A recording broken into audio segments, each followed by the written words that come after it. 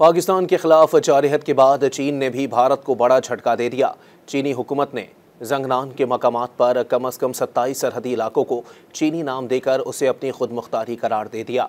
चीनी वजारत ख़ारजा ने बयान में कहा कि जंगनान तारीख़ी, जोग्राफियाई और इंतज़ामी एतबार से चीन का हिस्सा है। इन मकामात को चीनी नाम देना चीन के अंदरूनी मामलात का हिस्सा है। ये इक़दाम चीन के खुद मुख्तार इंतज़ामी दायरा इख्तियार के तहत किया गया। इक़दाम का मकसद ख़ित्ते की तारीख़ी और सकाफ़ती शनाख्त को उजागर करना है।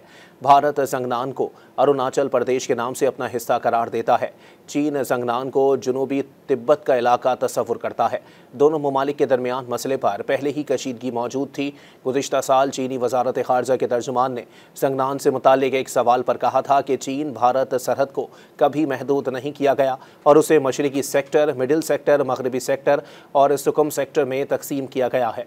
मशरिकी सेक्टर में जंगनान हमेशा से चीन का इलाका रहा है। चीन ने भारत के गैर कानूनी कब्ज़े तक जंगनान पर मौसर इंतज़ामी इख्तियार इस्तेमाल किया था।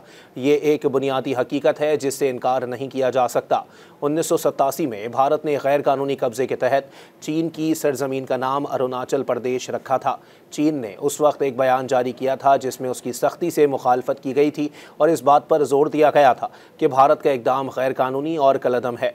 चीन ने 2024 में कहा था कि चीन की पोजीशन में कोई तब्दीली नहीं आई है।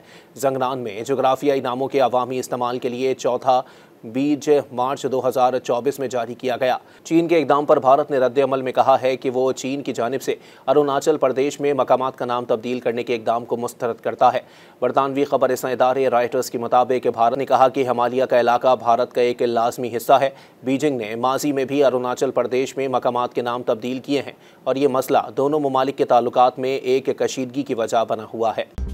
मज़ीद न्यूज़ अपडेट्स और डिजिटल स्टोरीज के लिए सब्सक्राइब करें डॉन न्यूज़ पाकिस्तान।